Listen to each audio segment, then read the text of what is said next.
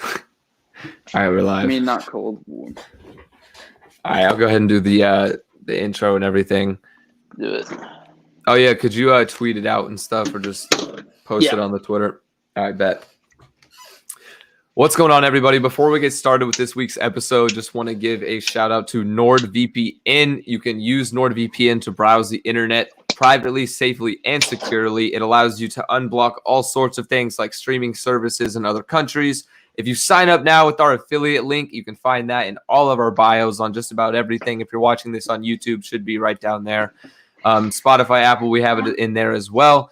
And you can save up to 70% on a $3.50 a month plan for up to 3 years. That's a hell of a deal. You can connect up to 6 devices simultaneously. It's available on just about whatever platform you use, Apple, iOS, Android, Windows, you name it, it's on there. I use it myself. I love it. So check out NordVPN in the link in any of our descriptions or over at gtdsports.com. You can find it there.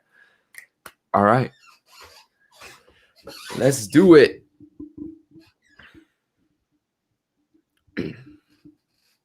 All right. Yeah, I think Periscope may get some views too, because like Twitter. But all right, here we go. Before. I've seen some things get it. Ooh. All righty. That nice crack in the beer sound to start it. Whoa. That's terrible. What is it? It's a Berliner Weiss. Why did I buy this? Hey, man, you got to try new things. That was kind of what I was going for. I was like, I don't know what this is. I like most beers. Oh, it tastes like sour piss. Anyway. All right. Let's go for it.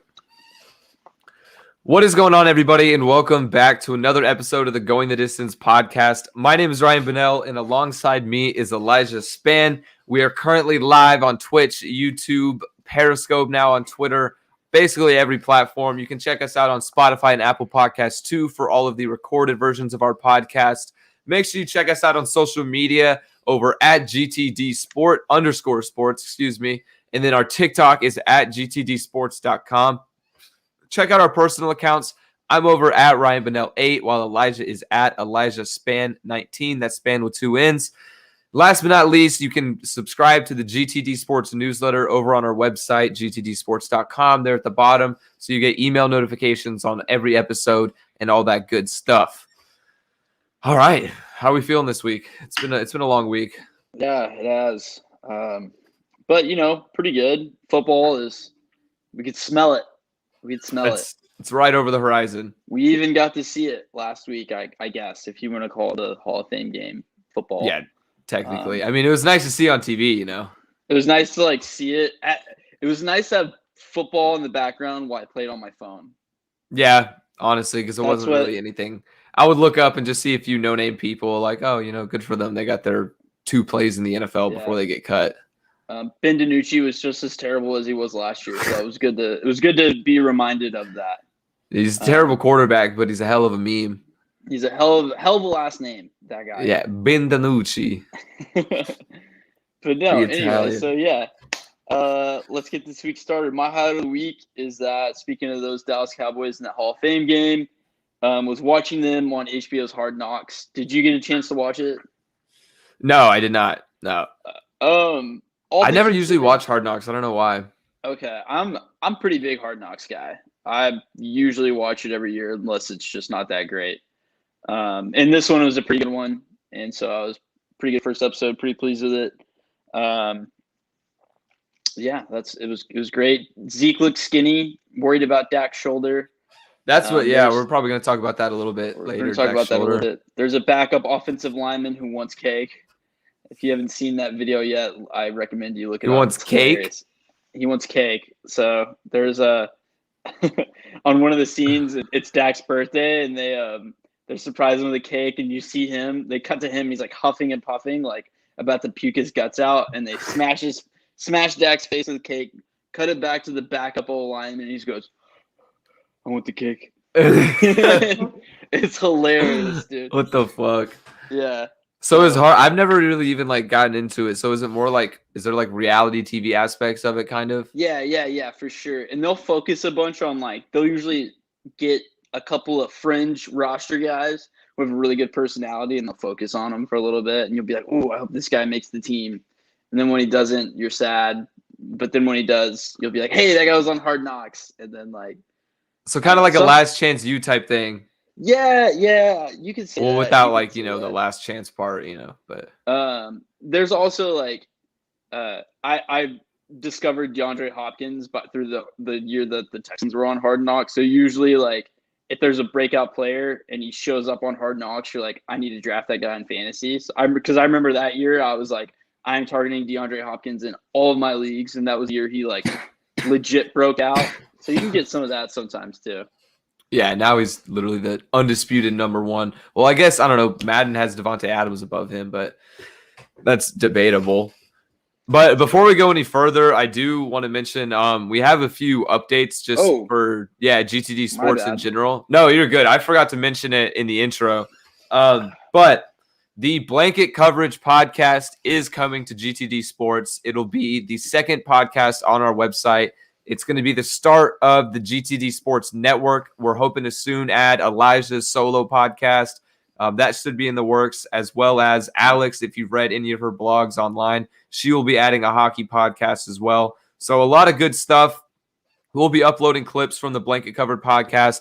That is hosted by Jack Wallace and Noah Parker. So welcome them to the GTD Sports team. We're excited to work with them and everything and get all this content made. Yeah, what a great name too. Yeah, Blanket Coverage. I love that name. Yeah. Yeah. And then I just want to talk about my solo podcast just for a quick second. It's going to be coming within the week, maybe 2, maybe even 3. Haven't really nailed it quite down just yet, but it's going to be called Unexpected Value, and it's going to be me just talking about whatever I want to. Basically, it's gonna be sports focused, of course. There's going to be sports related, but I'm not going to do just sports. I'm going to do stuff outside of sports. I'm going to talk about my life. I'm going to do a lot of Reddit readings too. So it's going to be all things that I like, and I'm going to just talk about it to you because it's going to be out here in Austin. I'm living by myself, and if I didn't start this podcast, then I'd just be talking at a wall anyway. So I'm doing this for my sanity. Out here in Austin. Yeah, it's going to be a lot of good stuff coming to the website. Looking forward to that. And there will soon be an official, GTD Sports Network rather than just one podcast. So a lot of options for everybody to check out if in case, you're not satisfied with these pretty faces. But website redesign is in the works as well. We'll have all of the podcasts up on the main page so that it all fits the website and everything. So yeah, just a lot of good stuff coming our way. But that is that for the announcements. Let's continue. Sorry about that. You're good. What is your low light? Well, of the week, you mentioned Madden. I pre-ordered and bought Madden today. 22? Mm-hmm. Why is that a low light? Because I'm not supposed to buy it. I'm supposed to hold out until the NFL doesn't give sole proprietorship to NFL licensing to EA. So I feel like a crook. Because Madden sucks. Another game that well, I remember 2K, bro. Do you remember the 2K football games?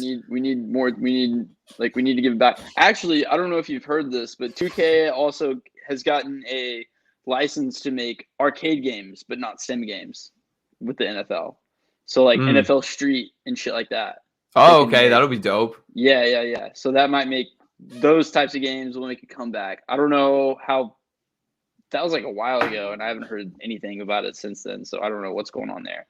But yeah, Cave bit the bullet. Didn't buy last year's Madden, so usually I've been taking a gap year. It's worked out okay, but still, I'm still buying Madden 14. It feels like a lot of cases. So yeah, I bought last year's Madden, but I really have no intentions of buying this year's. I don't know why. I just don't want to. Yeah, it doesn't seem that great. It's literally no problem. I have heard, though, they added a bunch of updates, they have the home field advantage type stuff. So it's supposed to be a little bit different compared to the last ones, but I don't know. I don't see much difference in the trailers and whatnot. All right. Anyway, my highlight of this week is probably my Zed horse stable. Have I talked to you about Zed before? Briefly, yes. I know what it is. So for those that don't know, Zed is the internet NFT online, basically just a digital racehorse, right? And they're worth a decent chunk of money. Usually they're sold in Ethereum, but it's fucking cool. Okay, I know I was high on Top Shot, and that went down, but this is bigger than Top Shot. Okay, this is bigger than Top Shot. But for somehow I won like their giveaway, and I got a free Genesis horse. And the free horse I got is worth $900 right now. So shout out to Zed for giving me a free horse. And I have 3 horses because I've used it to birth more digital horses. So it's exciting stuff. I love it. But and then I don't know. I kind of have 2 highlights. Like I also started another solo podcast, not on GTD. It's on SB Nation, Frogs of War. It is a college football and college basketball gambling podcast. So if you want to see more of my content, check that out as well. But low light of the week is Joe Burrow. Not because of how beautiful of a man he is and his ungodly NFL talent, but it's the fact that apparently he's playing like a little bitch in training camp. And I'm scared. I'm so scared he's not going to be the same. Wait, so what do you mean by that? I haven't heard this yet. You haven't heard it? Yeah. So apparently Joe Burrow's playing really timid. He's overthrowing like elementary school throws is what the report said. And he's just basically he looks like he's scared of his knee getting re-hurt. And I would be too with that offensive line. Are you kidding me? They're not going to protect him worth a second. Hey, but y'all got Jamar Chase. Oh, yeah, we got a shiny new toy, Yeah. Can't overthrow Jamar Chase. Would you rather drive a Tesla with insurance or just drive a Ferrari? Fuck it, no insurance. I don't know. I sell insurance now, so I think I'm going with the Tesla. I know how important that is. It's the deal. All right, yeah, that's all I got though. But I mean, speaking about mini camp stuff, let's go ahead and get into like all the training camp rumors and everything. A lot of good stuff coming. Like you said, football's just over the horizon. So really excited for this. There's so much going on. I'm just excited to gamble, really. And fantasy, man. And fantasy. Oh, what's up with the fantasy podcast league? Just about everybody, but there's like 2 people in our group chat that just haven't joined it. I DM'd them. One responded, and then I don't know. But the draft is soon. It'll be like August 27th, I believe. We'll do it. Me and you will probably do it live. And probably. Continue to have guys on and have fun times. Yeah.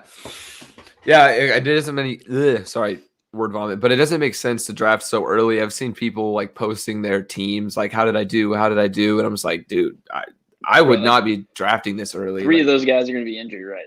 Exactly. Yeah. Like probably at least one of your best players is not going to be playing week 1. There's always like, I'm honestly surprised we haven't had any first week training camp casualties yet. So that's been crazy. And they're going to come. There's always some. I think, well, there's Cam Akers. He was definitely the first domino to fall. That is true. Yeah.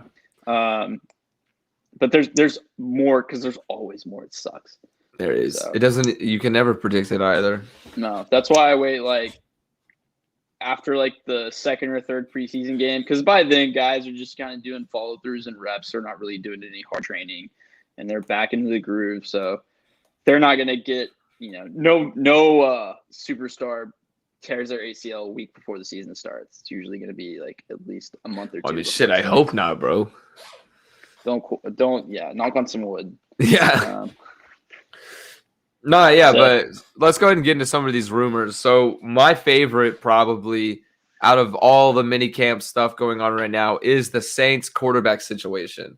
Are they going to go with Taysom Hill or are they going to go with Jameis Winston? What is your thought process? I don't know. Who I personally think they should go with, or just what I think. Probably Jameis. All right, I'm glad you said that. I agree. I feel like you have to go with Jameis, even though I do like the idea of Taysom Hill. I do. Yeah, I mean, it would be fun. He would be a fun player to watch. He's different. He's very different. but I just don't think. But I have heard a report is that Sean Payton's just gonna roll with Taysom in the season, and just to see what he can do. I mean, yeah, it depends. If he uses him like he did the last couple years, he would use him on like trick plays or special runs and stuff like that to fit him in there. So I wouldn't be surprised even if Jameis starts as quarterback that they work Taysom in there somehow. But do you think he'll be like taking snaps under center? Is that how you see them working them in? No, I'm saying like just putting Taysom Hill from the start in like the first 8 games because like why not? I could see that because Sean Payton has just kept him around for so long, and then he started Taysom over Drew last year when Drew got hurt. So I don't know. Who knows? He's kind of a madman when it comes to Taysom Hill. He has like this strange affection for him. Yeah, that is true. Sean Payton does seem to have some sort of tie with him. I don't know. Jameis is a veteran now. Like I've seen some of his interviews and stuff, and he seems to really want the starting job. Like he seems to be serious about getting reps. And he said, like, I saw one interview, it was like, it's all about reps. He goes, I'll tell you, in the first 3 days, man, I got more reps than I did all of last season. It feels amazing. And I was like, hey, I mean, I would love to see Jameis back. I think, sure, he's Mr. 30 for 30 and everything, but I think he's better than a lot of people give him credit for. It's just his decision-making is just so bad. Yeah. But I think he fixed his eyes, his blindness, though, right? He got LASIK. Yeah. So, and I think he's matured more, too. I think he's a different Jameis than what we've seen at Tampa Bay. I think sitting behind for at least a year has humbled him. And another thing, too, is, you know, who took that throw in the postseason game against the Bucs, right? Yeah.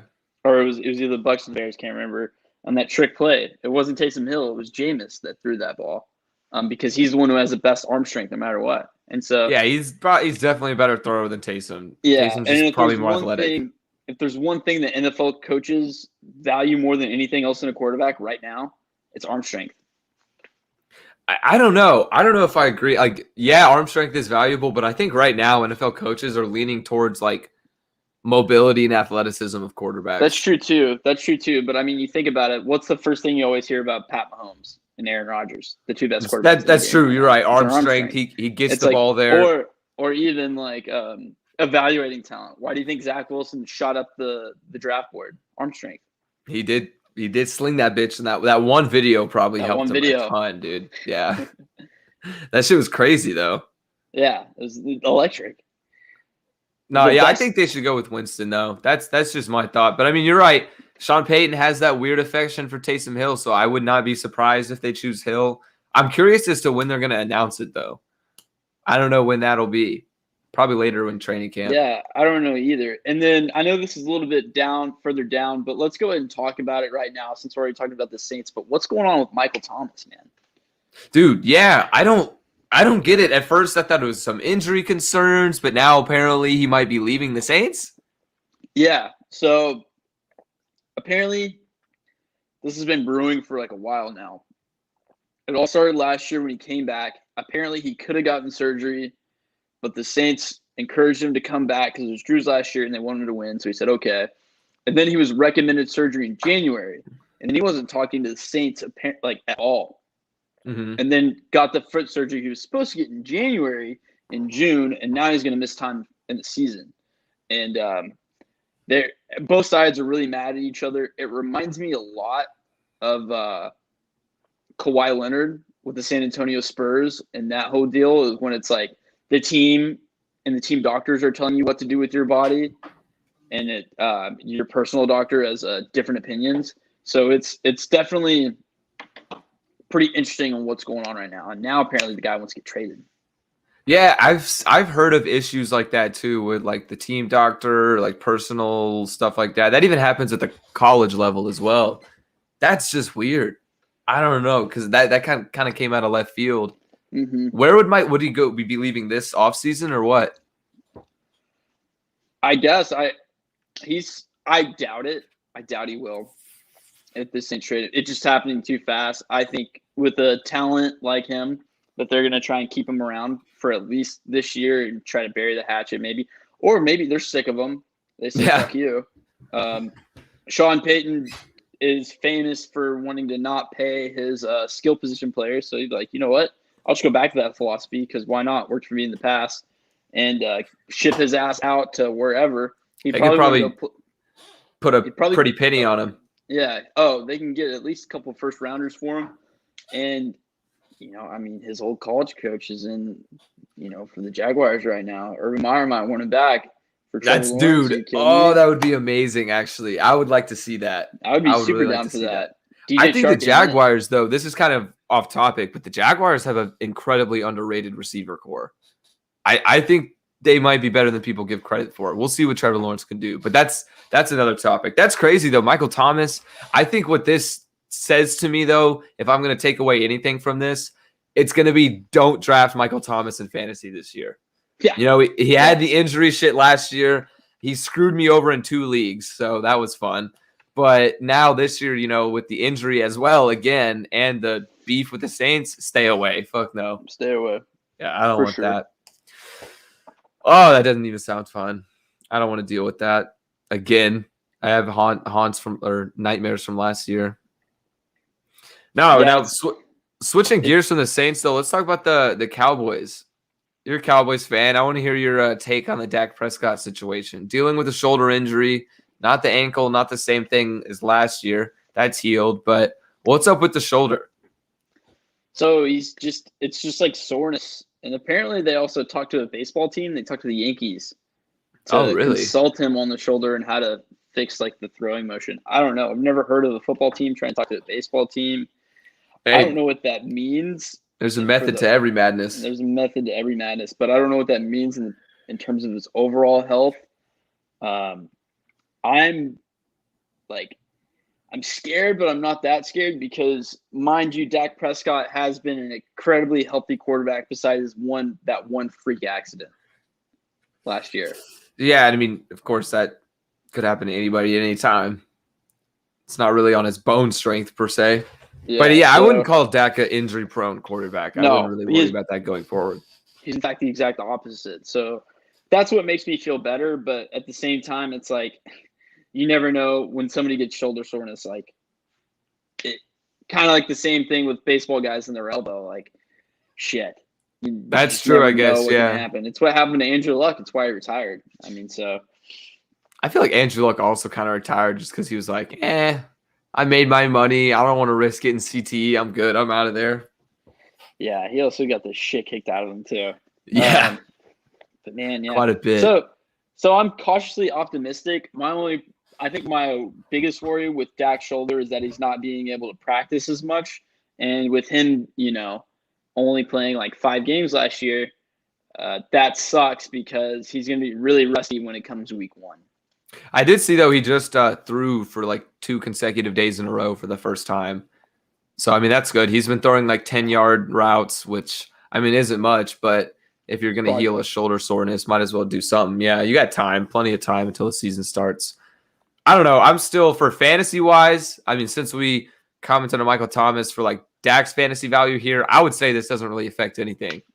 I would probably still draft Dak as one of the top quarterbacks. Honestly, it might set him back like around, I would say, but nothing too crazy. But I would say a minor setback. Like I wouldn't put, because week 1's important. Like every week you have that. That's a commodity you need to have in fantasy. So that's true. Probably, but nothing too crazy. I like Dak though for fantasy. He's Dak. Always one of the guys I've gone for the last couple of years. But Josh Allen, I'm going for Josh Allen all the way this year. Absolutely. QB1 last year. Yeah, we need a game plan for we need to actually game plan for a podcast fantasy league. Yeah, get a draft strategy going. Yeah. I think probably RB, but then again, it depends on what position we get in the draft. I don't know, man. So, well, these other podcast guys, they're going to be for real. That's true, bro. So they probably know their shit too. Yeah. There's going to be no dipshit drafting Mike Davis or Pat Mahomes in the first round or shit like that. So. Oh yeah, definitely not the first round. I was about to say though, Mike Davis actually has some fantasy potential this year. Yeah, but not in the 4th or 5th round. Maybe like the 10th. Yeah, no.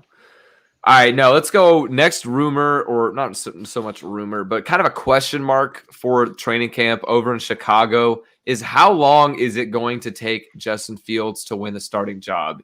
He's been apparently playing very well in camp, which is kind of to be expected. He's a phenomenal athlete. I think he's going to transition very well into the NFL. But Matt Nagy, their head coach, said that Andy Dalton is their QB1. And this was like a couple months ago even that he said that. And he made it very clear, Andy Dalton is our QB1. But now a lot of people are doubting that. What do you think? Do you think Fields is going to take over soon? I think Fields is going to take over week 4. Week 4. I've it's been a very saying it specific for a while, prediction. around that time frame, week 4. Okay. But like week 4 solidly, and then kind of bleeding over in that area. Week 4 to week 6 is where Justin Fields is going to come in, because he's definitely not going to come in week 1 because they're going to play the Rams. And obviously they don't want to get their new shiny brand new rookie quarterback battered in by Aaron Donald. Battered in by Aaron Donald and Jalen Ramsey and the Rams defense. Hell no. Let Andy Dalton do that. Take the fall week 1. Try and redeem him. Yeah, fuck Andy, right? No, he's going to be the fall guy for sure. The You're first right. couple weeks, and he's going to be. He's not going to be very good. I hate to say it. And then week 4, I have to look at their schedule. It's going to be the first not good team that they have week 4 and on is when Justin Fields is going to come and play. Okay, so here's a scenario though. What happens if Andy Dalton comes in and he just absolutely tears it up? Just goes off like prime 2013, 2014 Andy Dalton type shit. He's just going in. What do the Bears do? Well, yeah, obviously, if the Bears are 5-1 sitting in week 6, they're not going to put in. They're not going to put in Justin Fields. Matt Nagy learned his lesson last year when the Bears were 3-0, and then they put in Nick Foles, and obviously that was not the right decision to make at that time. So yeah, we got a comment here that says Nagy is a clown. I feel like it might take longer than it should for Fields to start. That's true. Maybe Nagy is. Yeah, maybe it's just the coaching. I don't know. Either way, Justin Fields' time will come. Week 4, they play the Lions. Oh, that would definitely be a good time to come in. After that, it's going to be a decently tough schedule because then they have the Raiders, Packers, Bucks, Niners, and then the Steelers. It's a few good defenses in there. It might be even later. So maybe not 4 to 6 because they're playing. I wouldn't want him facing against the Buccaneers week 1. I would say get him some reps against the Lions, though. Fuck it. Oh, yeah. The Lions would be the team to go. But that's a tough stretch to get them in afterwards. So maybe they're going to – maybe week 4 is a little premature. Maybe it's going to be after week 6, like week 7 when they play the Lions the second time. So I think it's just going to be a huge play-it-by-ear situation. Because, what if they do bring in Fields for a few reps against the Lions and he goes off for, 5 for 5 passing, 100 yards and a touchdown? It's possible. That could happen, and they want to roll with him for the next few games.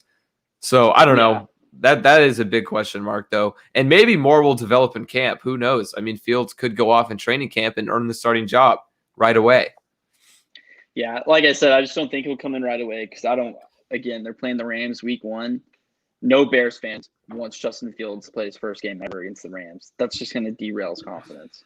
Yeah, the Rams are – I think they're slept on this year. They're going to be a team to look out for. Really good. They're going to be phenomenal, actually.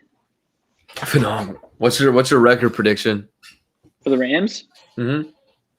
I mean, probably 11 or 12 games and up.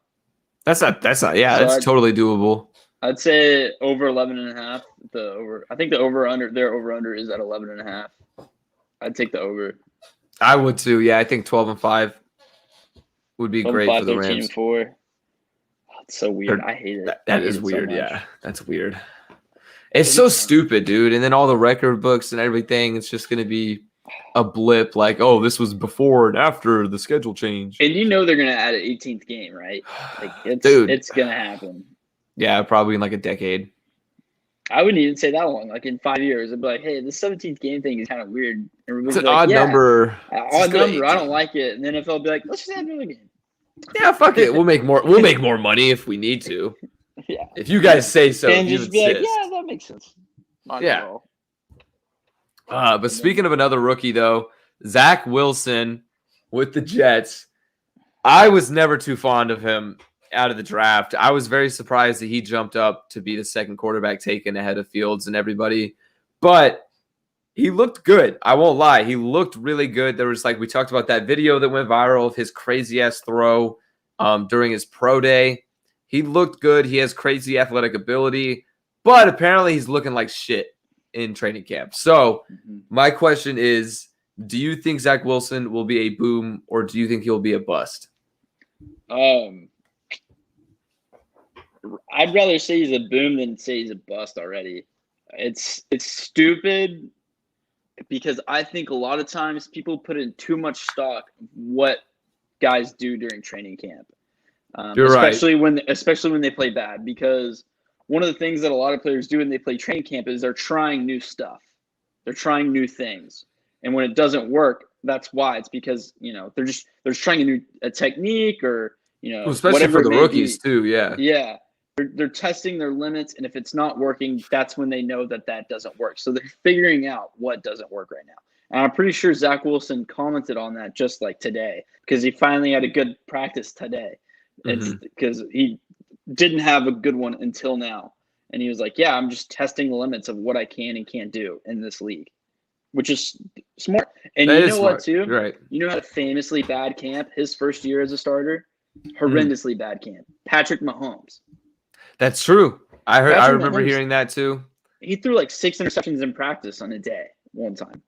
Well, I remember watching him at Texas Tech, and I never thought that he was like the next big thing, some generational talent, nothing. I never thought that watching college ball. He was a good quarterback, a quarterback that deserved to get drafted. But was he the guy? I didn't think so. Was he better than Mitchell Trubisky? Hell yes. But that's, of course, the Bears are going to Bears, but whatever. Yeah, but again, like I said, just the whole bad camp thing. Some people put too much stock into, and I think your guy T. Higgins. I'm pretty sure he had a really bad camp his first year. Turned that right around. Of course, he's a good wide receiver, and there's great wide receiver. Unfortunately, I don't hear as much about the guys who had good camps and then bad careers. I can't pull many of those names out of my head, but it's too much stock is put in this sometimes. I feel like. I think I'm not even going based off of mini camp performances or rumors or anything. I'm just going off of what I think from what I saw Zach Wilson at BYU, his skill set. Sure, he's a tremendous athlete. He's good at football. I'll give him that. But I think he's going to be a bust. I don't think he's going to live up to the number 2 pick. I really would not be surprised if the Jets had a 2-win season, a 3-win season next year, even with their slight offseason improvements. I mean, their receiving core got better. They got Corey Davis in there. They just drafted Elijah Moore, who I actually think Elijah Moore will have a very successful career if he gets a good quarterback, And I don't think Zach Wilson's it. I don't know. So I'm going to go with a bust on that one. Okay. Yeah. We'll see, though. I will say one thing, though, is I'm pretty darn excited to see him play. I am too. He's going to be exciting to watch, especially if he turns out well.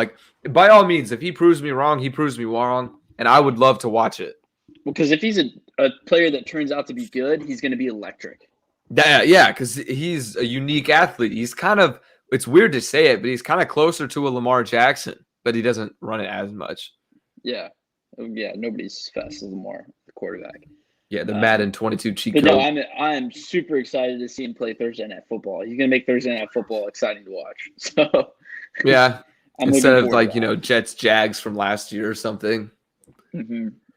Miserable games. No, but while we're on this topic with Zach Wilson, Justin Fields, these rookie quarterbacks in general, what is your thought process behind rookies starting their rookie year? Because, you look at guys like Patrick Mahomes, he sat out his rookie year, which turned out extremely well for the Chiefs, obviously. But do you think that should kind of be the norm for the rest of the league, is to bench your guy for the first year, or do you just stick him right into the fire right away? I think you got to look at it by case basis. You mentioned Mahomes. If Mahomes got put in right away, he'd have been a bust. Probably. That's the thing. He didn't even know half the shit that NFL teams did when he came into the league. He had zero idea because the offense that he ran at Texas Tech was very simplified, very just backyard football. I mean, it was a Cliff Kingsbury offense. I mean, how complicated could it have been? Against Big 12 defenses. Against Big 12 defenses. So the only thing he had was the talent. And then you look at guys like Dak Prescott, who came in the league and was good ever since his rookie year. Obviously, Dak Prescott has made a big leap of who he was as a quarterback from then to now. And then you look at Aaron Rodgers. Aaron Rodgers sat for 3 years.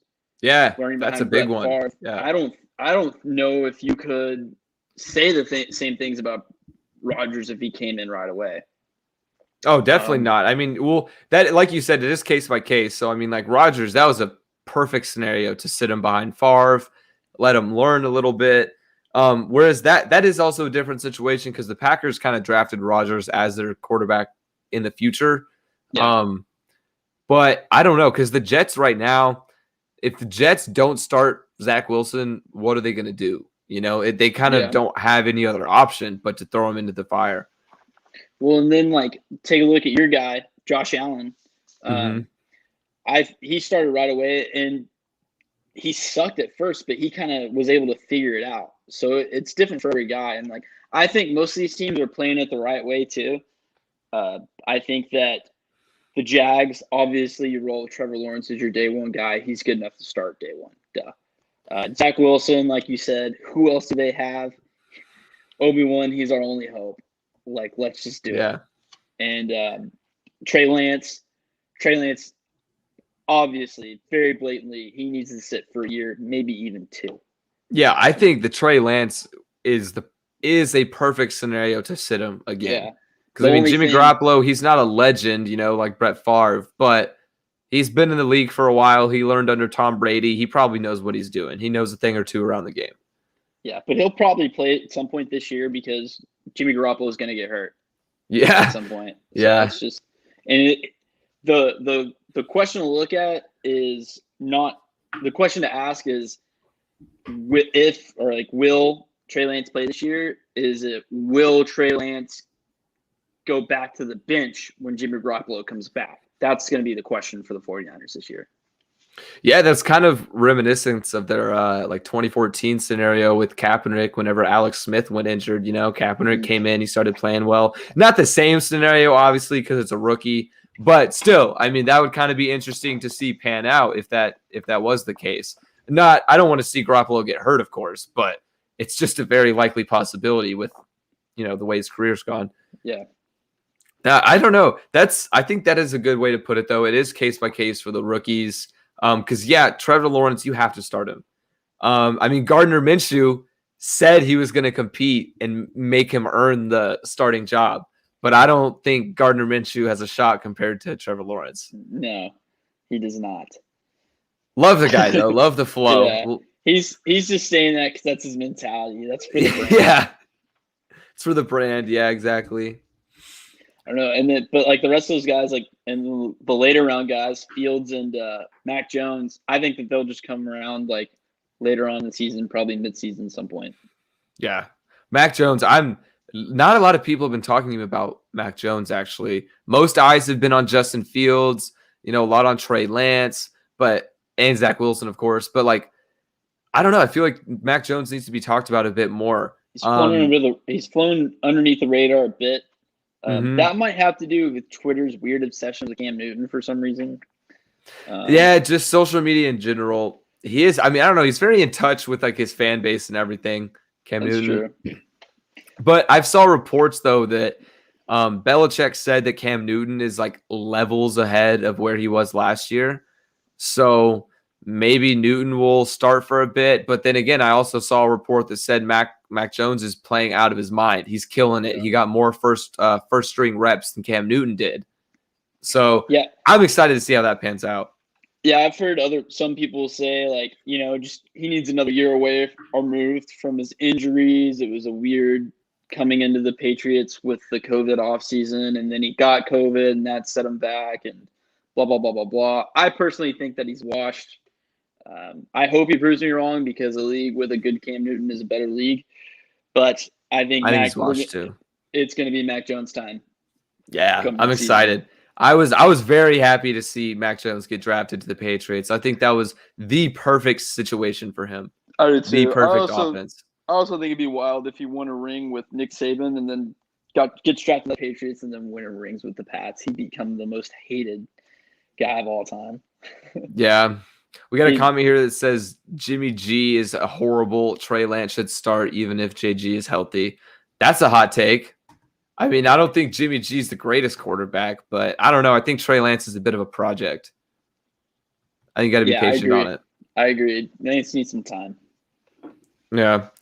Now that we're on the quarterback subject, another quarterback competition that I didn't really see coming as much, or it hasn't really been talked about, but Drew Lock and Teddy Bridgewater for the Denver Broncos are battling it out right now.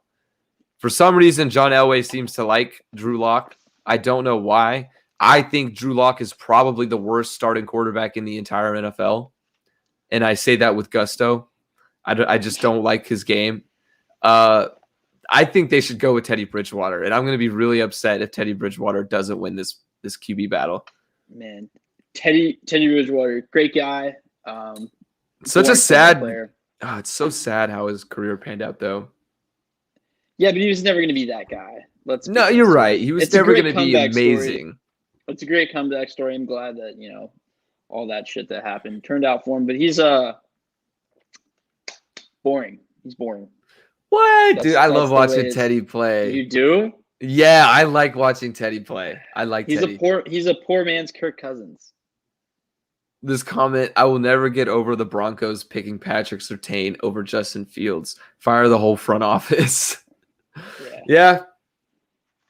It'd be like that. No, but anyway, do you think Drew Lock is capable of starting in the NFL? Like, do you think he is good enough to be an NFL starting quarterback? This year, maybe. I'm not really sure. Really? I haven't watched a ton of Drew Lock play because I'm not really dying to go out there and seek out Broncos games. And the one game that the primetime game the Broncos did have this year, Brett Rypien started in his place because he was hurt. Yeah. So their QB room was fucked last year, man. Yeah. So I haven't outside of a couple of highlights, I really haven't got a chance to see him play too much. I just know that his stats really aren't great and that he hasn't panned out. But my thing as a fan, if I were the fan of the Broncos, I would rather go with the promise that maybe Drew Lock could turn around instead of going with Teddy, who we exactly know who he is. Do we, though? I don't know. I mean, he kind of he didn't really have a set role or a set position with the Panthers, really. Never truly got to fit in with that offense. Now he's switching over to a new offense. Who knows? Maybe the Broncos offense is a perfect match for Teddy. Yeah, but I doubt it. I see him as a perfect game manager. He'd be one of those guys, kind of like how we talked about Andy Dalton. He'd be the greatest backup in the league. He's like your 32nd best quarterback. No, by no means am I trying to say Teddy is, like an upper echelon quarterback, but I just think if you're comparing it to Drew Lock, I don't know why. I just really don't think Drew Lock is good at all. But I don't know. I used to like Teddy when he played to the Vikings, so that's why I just want to see him start. Either way, I don't think the Broncos are in a good situation at all. They're not going to do anything. Hopefully, what happens is that maybe they'll make the wrong choice, and then they'll get the best draft position next year to draft a real quarterback. Yeah, maybe that might be in their best interest, honestly. Yeah, but the problem is that they have a decent defense and a decent skill position group, so that might elevate them to just be in the upper top 10, which would suck. It's going to be interesting to see the quarterback race this next season too, because everybody knew it was going to be Trevor Lawrence. Everybody knew Justin Fields was going to be up there. Mac Jones kind of had a killer season there at the end. But now this year, it's really going to be a battle for probably Sam Howell from UNC and Derek King from Miami. Those are probably going to be the top two guys. Unless Spencer Rattler graduates early. I don't know if he'll do that, but we'll see. I don't know. It's like you said, we don't have clear-cut guys. Even Trey Lance was talked about before the season even started, so. Yeah, I don't know. It's always hard for me to buy into those North Dakota State guys or the D2 guys. I don't know. It's a little cute. It's okay, we understand you make a lot of money to do this, but now you're just trying to prove a point. Yeah. We get it. You get it. We watch that tape. Which I would never choose to go watch a North Dakota State game unless it was like the FCS National Championship. Then I'm all ears. All right, what else we got? We got the Colts. So, Carson Wentz is hurt, like we talked about last week, but he is making. Apparently, he's going to be ready for week 1, but we don't know. So there's a. How panicked are you, or should the Colts be panicked about Wentz's injury? I don't think the Colts should panic just yet. We all knew Wentz was super injury prone. It's like, I hate to say it, we could have seen this coming at some point. It's probably better actually that it happened right now in training camp rather than in the middle of the season. But that being said, this opens up a possibility for another fucking injury during the season, where in that case, I would be panicked because, I mean, who else do the Colts even have right now in that QB room other than Sam Wentz? Ehlinger and Jacob Eason? Yeah, Sam Ehlinger, I heard he was taking reps. And, I mean, he did fine at Texas, but I really don't think Ehlinger is an NFL quarterback at all. He's not a nice college quarterback. A nice college quarterback, but that's about as far he as plays his fucking heart off, go. man. But that's true. Yeah. He does have some passion for the game, which, that's always great, but don't know how he'll transition. So for that regard, I would say Colts fans should proceed with caution. Don't have too high of hopes for the year. I wouldn't say you should lock in a division championship, like, winning the division. But it's a possibility. If Wentz plays well, then sure. I've never been high on Wentz. For some reason, I remember you like the Colts this year with Wentz. I don't think he's going to play that well, especially now with the injury. So we'll see. I don't think it's reason to panic, but cautious. I would be cautious. No, yeah, like I said last week, this injury severely hurts my Carson Wentz being convertible stock, which I was buying, and now I'm optimistic holder, looking to panic sell in the next couple of weeks. Yeah, I had the Titans in that, so I'm looking pretty good now. That's a future bet that I'm feeling a little bit more confident on. Is I would take the Titans to win that division. Probably, just with the Wentz uncertainty, I think it's pretty good odds considering they're even. No, I think you're absolutely right.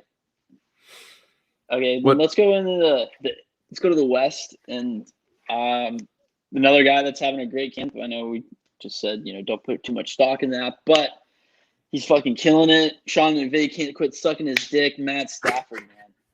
I'm excited for this. Very excited. I'm really excited to see this whole. It's not really an experiment, because this is going to be for the next few years. But I want to see if Sean McVay and Matthew Stafford work well together. And it's really not that big of a question because most NFL experts and even you and I could tell you they are going to work together. I'm very excited to see what they have cooking up. Their offense is going to be one of the best in the league, probably. Their defense is going to be one of the best in the league. We're both really high on the Rams this year. We've said it multiple times. I'm looking forward to it. Tremendously high. I'm excited to watch them play football. They were one of my favorite teams to watch last year just because their offense is so unique. And imagine a guy like Matt Stafford in there and what they can do when Jared Goff isn't holding them back. Jared Goff held them back in a lot of ways. Even though he ran that system well, let's put it to fact. He had that one okay season. I forgot if it was 2017. The year they went to the Super Bowl. Yeah, exactly. He had that one okay season, but other than that, he's just been a game manager at best. So to have a game changer like Stafford, who that's what he is going to be scary, and it's going to be awesome to watch, and I can't wait. I can't wait for week 1 when they play on Sunday Night Football. That's going to be a must-watch game. Oh, for sure. I was talking to one of my buddies about Stafford and kind of telling him how I legitimately think he has a chance of winning the MVP next season. And they were like, dude, are you crazy? Like, what? No, are you crazy? I'm like, dude, if you look at Stafford's numbers compared to his surrounding talent, like at some points, Marvin Jones Jr. was his number 1 receiver. One stat, I forgot exactly what it was, but he had 7 seasons in a row where he broke 4,000 passing yards for that season. He's like one of only 5 quarterbacks to do it 7 consecutive seasons. And he did that while the Lions had the highest drop percentage in the league. Mm-hmm. So, he gets it done even with nothing. So now he's going with Cooper Kupp, Robert Woods, Higbee. It's going to be a show. Yeah, I'm excited. It's going to be nuts. Yeah, would have been better with Akers. Scared about, only thing I'd be scared about is what if he brings the Lions curse with him to LA? Yeah, maybe it's not a Lions curse. What if it's just a Stafford curse? Yeah, that would be like the one thing holding him back. But no, I don't think so. I think he's going to be great. Yeah, I do too. I'm excited to see it. I think Stafford, aside from playoff wins and all that, I think he's had a Hall of Fame resume. Like just regular season, he's had a Hall of Fame regular season resume. I think that if he puts together a couple of very successful seasons with the Rams that include postseason success, like not even a lot, maybe just 3 or 4, he's in there. Do you think they have a legitimate chance at the Super Bowl this year? This year, yeah, I think so. Yeah, they're 100% a contender. I think so too. Yeah, they're up there. I don't think I have them going all the way, but I would not be surprised to see them in an NFC Championship game. Yeah, and that's the thing about the NFC is just so loaded right now that you can't say anything about any of those guys. I mean, you got the Packers, you got the Bucks again, you got the Rams, you got the Cowboys. You say the Cowboys before you say the Seahawks? Come on, bro. Come on. You got the Seahawks, you got the Niners. A lot of good teams. Yeah, a lot of good teams. You've got a lot of stacked teams that can make a decent run. So, NFC is going to be really hard to get out. So fucking excited for football. Football, man. It's back. All right. Football. Last up on our minicamp rumors is Jalen Hurts for the Eagles. Is Jalen Hurts going to solve anything for Philadelphia? Nope. Really? Flat out, no. He's not. The guy, he's a big locker room guy. His team loves him, but that doesn't win you games necessarily. No, yeah, teams definitely not. Players like Jeff Fisher, guess what he did? He went 7-9 every year, and everybody loved him. And he was invited to all of their birthday parties. Yeah. But he got fired. You know why? Because he wasn't that good at coaching football. And it's, Jalen Hurts is in a lot of his numbers, I feel like were ballooned. A lot of those numbers, a lot of those games where he had put up big numbers, he didn't even win. And then that's true. I've seen videos of him escaping clean pockets to put pressure on himself and then throw picks. I don't think he's it. I don't think he's the answer. I'm still very 50-50. I think he is either going to be, whereas last year he was kind of on the fence. I think this year is going to be very pivotal for him. He's going to be either a boom or a bust. Whereas we usually talk about that for true rookies. I think he's kind of at that point in his career. And I don't know. I don't know which side I'm on. I think I need to see a little bit more from him. Where now this is his offense. This is his team. So maybe I want to see a little bit in the first few weeks before I really have my decision. But I don't know. I think it could go either way. You make some good points. I don't know if he'll be like the savior per se, but he may be a decent quarterback. No, I think the Phillies are the Eagles are on a downward trend, and that they're going to win like 4 games this year, 4 or 5. 4 or 5? Honestly, I wouldn't be surprised. No, you're right, because the NFC East is going to be weird. They hired. I think they made the wrong decision in hiring that guy, Sirianni. So I don't believe in them. I don't have any Eagles stock. No Eagles stock. I think they're probably going to finish last place in the NFC East. I have ironically I have the Giants winning. And I know that's kind of a hot take, but then I think Washington with Fitzmagic is going to be above them as well. And Cowboys, they should definitely do better than the Eagles. Mm-hmm. Unless they go, what's going to be the new Cowboys 8-8? Because the Cowboys meme used to be, another 8-8 season, but now there's 17 games. Is it going to be 8-9, 9-8? I think it's going to be 16-0-1. So you got to have the whole. Oh, okay, yeah. You're going to go 8-8-1. 8-8. No. 16-0-1. Because you got to have the 2 8-8s, the 8 wins and the 8 losses combined together. We're going to make 16 wins. And then we're going to not lose, and then we're going to have a tie. So you're going undefeated. That's what you're saying. Pretty much, yeah. Yeah, pretty much. Cowboys the Super Bowl. Whatever. While we're on, no, let's go ahead and get in. Do you want to do some hot takes? Yeah, let's do it. Yeah, that's about all Let's we got see. for minicamp stuff. Let's give so what this segment's going to be is we're going to rate each person's hot takes based on a scale of, how much of a hot take it is and if it's actually a good take or not. So if you say Chiefs are going to win the Super Bowl, well, that's an okay take, but that's a fucking It's a everyone's no-brainer making that take. take. It's a Anybody no-brainer could take. come up with that. Yeah, my fucking dog could say that shit. So that's obviously going to be like a 2.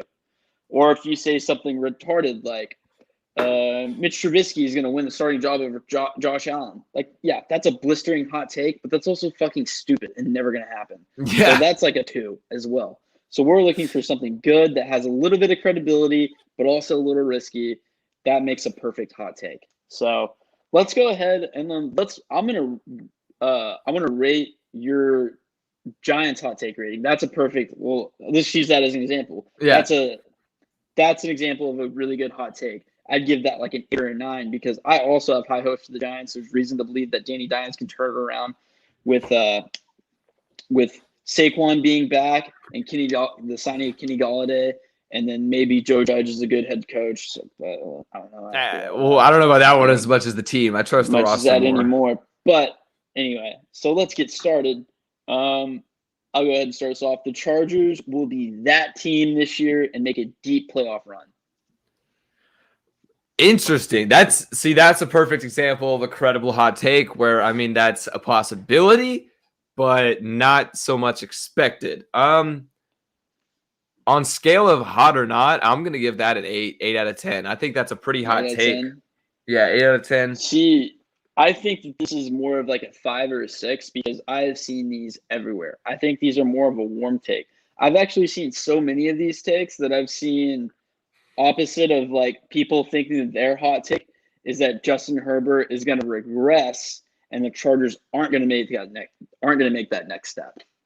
No, that is an even hotter take. You're right. Yeah. Right. So because everybody's high on Herbert. It's weird because the Chargers are out of state right now where it's a hot take where you say no matter how good they are.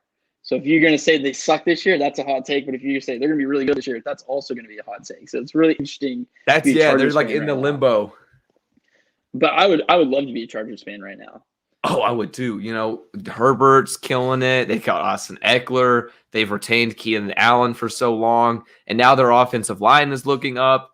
I agree more with the hot take that they could make a deep playoff run than I do, Herbert's regression. Because as much as I love Joe Burrow out of that draft class, Herbert is killing it. Like, Herbert looks good. He looks legit. I hope that the Chargers play well. I have no ill will for the Chargers. I've never had anything against them, so I wouldn't mind seeing them play. I love their jerseys too. So maybe it's kind of random. Probably but the cleanest look in the NFL, though. Yeah, that powder blue. Oh, I don't know. It just does something to me. I love it. Yeah. So, all right. This is probably one of my favorites. Every division in the NFC will have a new winner. This is like a really, really good hot take. I'm going to give this an 8.5. I would have to see it all laid out. I'm going to give it an 8.5 because he didn't give teams. He just said it. So that's like, you can kind of say that thing. But it has, I looked at it. The Saints won the NFC South last year. So the Bucs are definitely going to win the NFC South this year, right? Yeah, because the Bucs were the wild card. The Washington football team won the NFC East. So the East is up for grabs. My only problem with that is that I'm pretty sure the Rams won the West last year. Correct? Yeah, I'm pretty sure that. No, actually, I think the Seahawks did. The Seahawks did? Okay, I think the Seahawks went 12-4 last year. Okay, you're right. So that's saying that the Rams are going to overtake the Seahawks. So I agree with that. They may, yeah. The only way that this guy gets it right, though, is that if the Packers are dethroned in the North, which is no shot, blistering hot take. No shot. I don't believe. I'm not buying into the Vikings whatsoever. I'm not buying into the Bears, even with Justin Fields this year. I'd wait till next year. And then the Lions are the Lions. I mean, come on. But outside of the Packers, that's a really good take. No, I agree. I would also put that around an 8 out of 10. Yeah, I think that, like you said, the NFC East is just super up for grabs. Mm-hmm. It was the most competitive and least competitive division in the NFL last season. Because like they didn't compete for anything, big. They weren't Super Bowl contenders, but they were battling it with each other the whole season, back and forth. Oh yes, sir.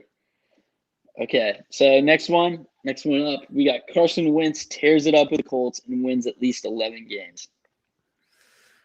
I think it is a hot take, but I think it's not going to happen. So I'm going to put this one at like a 3 out of 10. I'll give this one like a 6. It's got like some credibility and some boldness to it, so it's got a little bit of both of what we're looking for. Maybe I'll bump it down to like a 4.5 actually. So it's kind of like mediocre. It's a mediocre take. Because 11-6 really isn't that far fetched for the Colts. They were a decent team. Yeah, because they have a great team around him. So it just really depends on Carson Wentz. I don't think we already talked about the Colts a little bit. I think we can move on from this. Yeah, go for it. Here's one of the ones I really like. Antonio Brown is going to have a bounce back season and become a Pro Bowler again. I love that one. That's a 10 out of 10. This is a 10. This is exactly what we're looking for. I think it's going to happen too. I love that, actually.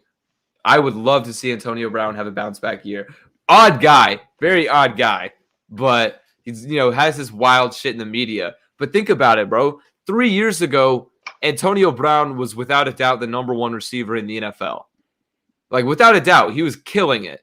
And now it's not like he lost that ability magically. It's not like he just went to shit after a few years on the sideline and with the Bucs and a weird training camp stunt with the Raiders, but he still has the ability, and he has Tom Brady throwing to him. The thing is, he just still has Mike Evans and Chris Godwin as well. Yeah. No, I think in terms of looking for hot takes, is exactly what we're looking for. It's got a little bit of credibility. It's just bold enough. And I think I agree with you. I'd want to see Antonio Brown balling out. I don't know how much I actually want to see him ball out, though, just because he's such a shitty person. Yeah. And I don't want to have to be a football fan more than a human being all the time. So I want to see it just for the bounce back. I just want to see it happen. Bounce back. Yeah, everyone loves a comeback, too. So. All right, we talked about this one is thrown out a lot, and I don't know why, but I saw this a bunch. The Lions surprise everyone and become a contender behind an MVP caliber season from Jared Goff. See, I'm gonna put this one like at a 2.5 out of 10 because I just don't think this is realistic. So in that case, it could be considered a hot take, but I just don't think it's realistic enough to fit what we're looking for. See, I'm going to give this one a 6 because I'm buying a bunch of Dan Campbell stock right now. Interesting. I love Man Campbell. Have you been seeing his interviews and stuff like that? Yeah, with the Lion, that's been pretty funny. Yeah, so I just love him as a guy. He's also from Texas. He's just like I don't know. He's just the shit right now. And I want to see what a Dan Campbell football team looks like. And if they're anything like the spirit of Dan Campbell, then they're going to be a really good football team. But that doesn't always pan out. But let's see what happens. I personally don't think so, but I think the Lions might have a decent season and win maybe 6 games. I think that could happen with Jared Goff. 6 games would be a possibility, yeah. I'm curious to see, though, too, if, like we said, the Lions curse. What if Jared Goff goes in there and just has an absolute dog shit year? It could just be terrible for him. That could happen as well. But I don't know. Lions are going to be an interesting team to watch because they have a lot of different moving pieces. They got the new quarterback, Jared Goff, who's not, he's not the worst. He's not the worst. No, he's middle of the. I'd say better, closer to the bottom. I'd rather have him than like Teddy Bridgewater. Yeah. Above Teddy Bridgewater for sure. I'd probably put Goff in like the 20 to 25th in the league. Okay. Yeah. Around there. Yeah, I agree. But yeah. Okay. So it's not too bad. I've been seeing this talked about a bunch during the Hall of Fame, and I think it's so dumb. If Pat Mahomes retired today, he's a first ballot Hall of Famer. That's tough. I don't know how I feel about that one. Because I don't think he should be a first ballot Hall of Famer if he retired right now. Yeah. So I think it's like I give this one a 4 because only Twitter stands, fucking dumbass Twitter hive mind is saying this right now. They're the only ones who are like all the Patrick Mahomes burner accounts that you see everywhere. Oh yeah, and probably like the 12-year-olds on Twitter that just think they know everything about sports. Yeah, or say Mahomes owns you to every single Tom Brady Twitter post. You could make a case though that if he retired right now, he would go to the Hall of Fame, but not first ballot. No, I don't think so. I don't think so. I don't think so either, but I think you could argue for it. No, I don't know. Okay, he's got the MVP and he's got the Super Bowl ring, and he's made probably 3. But he's only had 3 seasons. Don't disrespect the Hall with 3 seasons of work. That's a good point. Yeah, I don't agree that he should, but that's an interesting take. Actually, I'm gonna give that. You gave that a 4. I'm gonna give that an 8 out of 10 just because I think it's a pretty hot take. Okay. Yeah. Okay. I put Trevor Lawrence breaks the rookie touchdown records for receiving. Receiving? Yeah. He's catching dimes from Tebow. Oh my God, bro. Dude, that's a solid 1 out of 10, bro, or 0.5 out of 10. I put it in there for the laughs. Dude, I hope they run a trick play, though, with a Tebow to Lawrence throw. Oh, my God. Dude, you know that's going to happen, right? Oh, my God. It would be amazing. It would go mega ultra viral. If it worked or didn't work, even if they dropped it. That would be the most expensive NFT of all time. Dude, that would be amazing, though. They got to start doing that, bro. I would love to get in some, like, NFL highlights NFT. NFL NFTs. Mm-hmm. I'm sure. I think Tom Brady just opened up his own. He probably has already. I know athletes are doing it independently. Yeah, Andre Drummond had like prices for like $50,000, and the highest bid on it was like $6 or something. God damn. Anyway, so next one is the Falcons will not be a dog shit team and place second in the NFC South. I mean, the Falcons. They have Calvin Ridley. They have Kyle Pitts. Matt Ryan is not terrible. Matt Ryan's a good quarterback. Oh, that's tough. And finish and win. Did it say win or get second? Second. Okay. I mean, I don't think so. No. I mean, I think the Saints, even with their quarterback situation, I think the Saints are gonna finish behind the Bucks. I really do. I don't know. I think that's a decent hot take, though. Like, if we're talking, like, in terms of hot take or not, I'm going with, like, a 7 out of 10 on that. Yeah, I'm right there with you. I'm, like, 6.5, 7 on this because I think it's hot enough, but it's also kind of boring for your hot take to be that this team will finish second in the division. Yeah, that's what I was thinking, too. That's why I was like, first or second? That's kind of weird. So, but these are hot takes that have been given to us through a Reddit post and a Twitter post, so these are not just us brainstorming right before. Oh, yeah. These are all pulled from social media. Yeah. We got a comment here. It says NFC South is going to be bad second in the division. It could still be ass other than the Bucks, though. That is true. They will probably have one of the worst second-place teams. We don't know how the Saints are going to pan out without Drew Brees. So yeah, it could be a huge flop. Here's one that I like. So Henry Ruggs, Raiders wide receiver, will have a breakout year and break some niche touchdown record about long touchdown receptions. I like that one a lot too. I'm gonna give that a 9 out of 10 because it is a hot take. Yeah, I'm right there with you. I'm saying 8 because it is. Yeah, it's a hot take, but it's also like I could totally see him doing this. Me too. I thought Ruggs was gonna do more last year. I really did. Yeah, I'm pretty sure injuries got in the way with him a little bit, but I think and Derek Carr is a decent quarterback. So. With an arm, so I mean he could do this. This is doable. Yeah, I like that one a lot. Actually, I really hope Henry Ruggs has a good season because I really had a lot higher expectations for him last year. All right, Taysom Hill wins the Saints starting job and takes them to the playoffs. I'm going to give that like a 4 out of 10 because I don't think it's that hot of a take to say that Taysom Hill will win the starting job. Like we said, Sean Payton has that weird fetish for Taysom Hill, and he's not a bad athlete. He's not a bad quarterback. But to say that he's going to take them to the playoffs, that's a bit more of a hot take. So I'll give that, actually, I'll put it at a 5, right in the middle. Yeah, I think I'm right there with you for all the things that you just said too. Yeah. But let's end it on this one. This one's really interesting.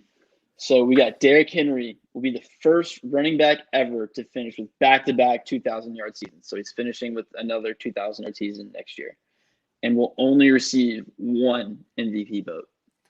Did he only receive one MVP vote? Like specifically on his 2K yard season? I don't think he got really any last year. But he's I didn't think so either, yeah. And receive one MVP vote. I wouldn't be surprised actually if Derrick Henry repeated it. I really wouldn't. For me, this hot take's a 10. Really? Because it has so many elements to it, because it's like saying that he could go back to back, which is like unlikely. I don't think so, but it's a hot take, so I'll entertain it. And the fact that he'd only receive one MVP vote, because it's kind of true that he's going to do the most amazing thing that a running back can do in the NFL and only get one MVP vote, because the only thing that wins MVPs are quarterbacks. Yeah, that's true. So, good hot take. I like that one, yeah, because I actually think that's a possibility. I think Henry could definitely go for 2K yards again.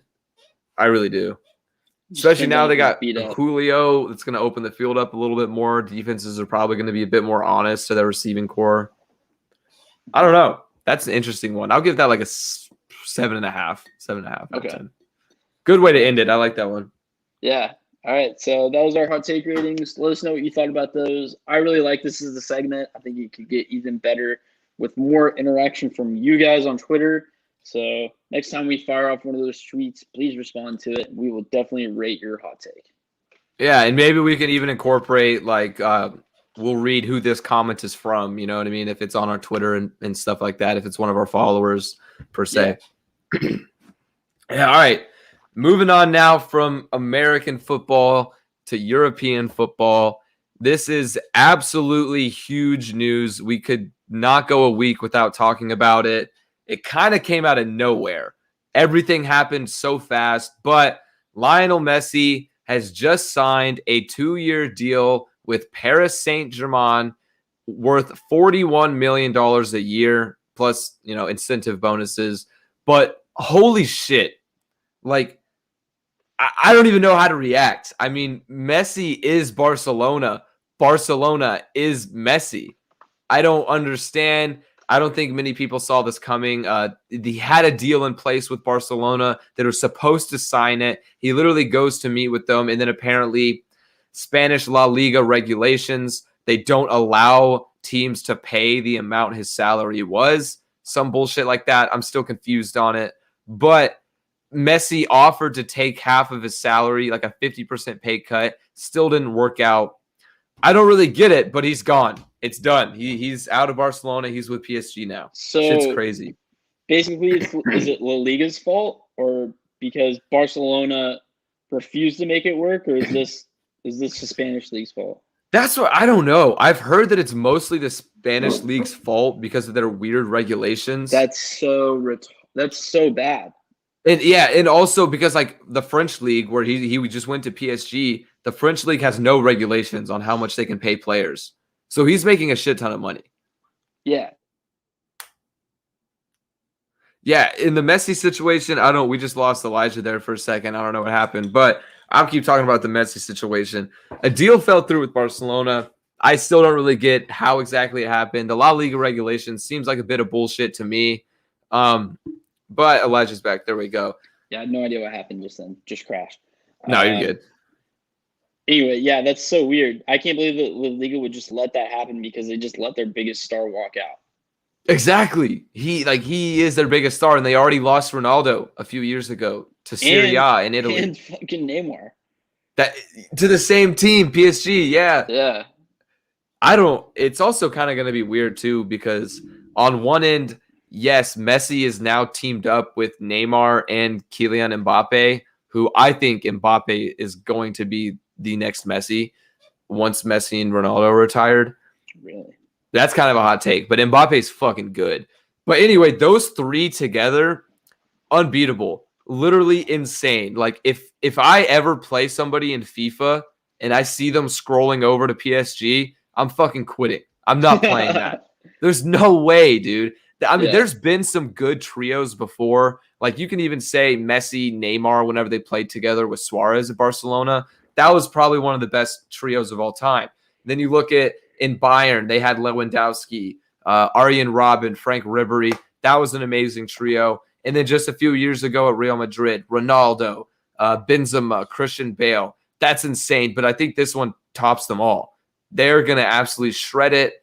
If I were you, if you're listening, I would put all of my fucking money, take your house mortgage out, put it on PSG to win the Champions League because it's going to happen.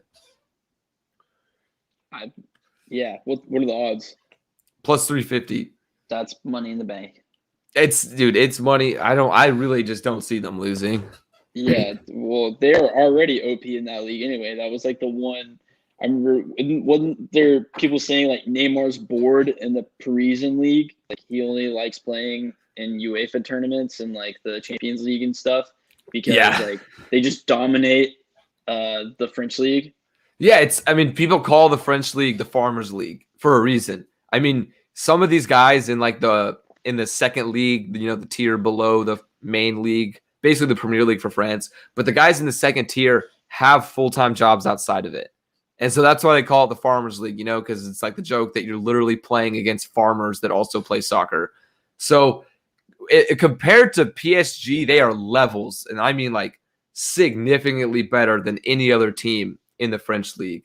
And it's not even a competition. So and now with Messi, that's going to be even less competition. So it really is just going to be to watch them in UEFA, Champions League and everything. But yeah, holy shit, dude. I can't believe it. It's kind of sad. Like Messi spent his entire career, his entire life at Barcelona since he was like 14. Yeah, end of an era for sure. Yeah, and he was, his press conference was depressing. Yeah, didn't he cry? Yeah, man, he was crying. It was sad. Oh, man. But I get it, though. He seemed like he really wanted to stay. So I just still don't get what the fuck went down with all that. So I don't know. We'll probably see a documentary about this in like 2 years. I would love to see that. Yeah. I want to see some kind of documentary about like Ronaldo and Messi together. Because dude, there honestly probably is one, but it's in like Spanish or some shit. Oh, that's true. Yeah. I guarantee you there's one, but it's in Spanish. I didn't even think about that. Yeah, chances are it's not going to be made in America. All right. Well, I mean, that's really all there is to it with the PSG deal. I mean, it's going to be fun to watch him play there regardless if he's playing Farmers or not, because once they play in the Champions League, that's where shit's going down. Yeah. It's going to be fun. All right, let's hit some love it or loathe it. Let's do it. I'll go ahead and take no, you go ahead and take the first three because I know you want to talk about Luka. All right, let's do it. First up, we got Luka Doncic signs a massive 5-year, $207 million deal with the Mavericks. I love this because obviously I'm a Mavs fan, so I'm going to sign our generational talent to a 5-year deal. He's going to stay with us. I don't think he's a guy that would want to demand his way out. And all those people screaming, get Luka out of Dallas, get Luka out of Dallas. No, he's fine. It's only been 2 playoff runs. They're going to figure it out. He seems happy too. Wait, everything is fine. We're going to get him a ring. Don't worry about it. All right. Next up, Dennis Schroeder gambled on himself big time and fumbled the bag. I guess I love this. Yeah, he was offered 4 years and $80 million to stay with the Lakers to play with LeBron James and AD. Don't know if you ever heard of those guys. And he denied it because he wanted $100 million. And now he's playing at the veterans minimum at $5.9 million with the Celtics. Dude, It's comical, bro. It honestly is. I kind of feel bad for him because I like Dennis Schroeder as a player, but is he worth $100 million? No. Bad gamble. Shit, if he balled out and then won another championship with the Lakers, yeah, he would have been. I guess he's already worth $80 million. I guess, yeah, I bet you the that's Lakers true. I bet you the Lakers did a big old. Yeah, like they're so happy. All right. Oh man. Next up is Clemson quarterback DJ Uiagalelei. I hope I said that right. That last name is so complicated. We'll anyway, figure it out mid-season. Yeah, Trevor Lawrence's replacement. Signs an NIL deal with Dr. Pepper's Fanville ad campaign. I love this. I guess it's about time since that ridiculous ad. Do you like those ads? I love the Fanville ad campaign.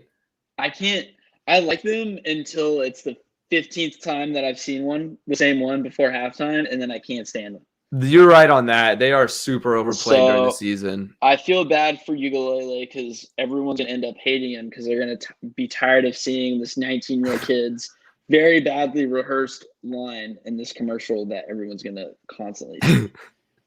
It's going to be interesting, too, watching like college football games and seeing the athletes in commercials during the game while they're playing. Because like we're kind of accustomed to that with guys like Baker Mayfield, who does a shit ton of commercials in the NFL. Yeah, that's going to be wild. Okay. All right. Speaking of wild, I think this is as my vote for most random sports story of all time. Let's hear it. J.R. Smith is going to go play college golf. He is enrolled at North Carolina A&T and will play for the college golf team if the NCAA allows him. I love this one because of the exact reason you already listed. This is the most random and obscure sports story in recent history that I can think of. Did I know J.R. Smith played golf? No. But am I going to probably watch some random highlights I see on Twitter of J.R. Smith in a NCAA polo? Sure. Because why not? He's not going to have a polo. He's going to be shirtless. Dude, I think honestly, that's what they're trying to approve with the NCAA is that J.R. Smith is trying to play golf without a shirt. So. Just shirtless with khakis, and golf shoes. That'd be a look. Yeah. That'd be a look. I love that, though. I just think it's fucking hilarious. Okay. Jalen Green said he thought he should have been drafted number 1. I loathe this. Jalen Green and Cade Cunningham just played each other in the summer league. I don't think Jalen Green should have been number 1. Nor do I think Cade Cunningham should have. I'm a big Jalen Suggs fan. I think Suggs is going to have a better career than everybody, so I loathe that. Man, it's just a hot take central today. Hey, it really is, honestly. Dishing out. Okay, last one. Robert Sala compares Zach Wilson to Peyton Manning. I'm going to loathe it because, like you said, it's too much training camp hype. It's way too soon for all this. I do love the fact, though, that the coach is hype on his young quarterback. That's good to see, probably good for the team, but I just don't think it's a realistic comparison before he's played a game in the NFL. Yeah. So for that reason, I loathe it. All right. We did it. We got through it. No Wi-Fi issues. Fuck yeah, we did it. Yeah. Except that one weird moment where I got kicked out, but it's okay. Oh, well, that was an easy fix. Yeah. We got back.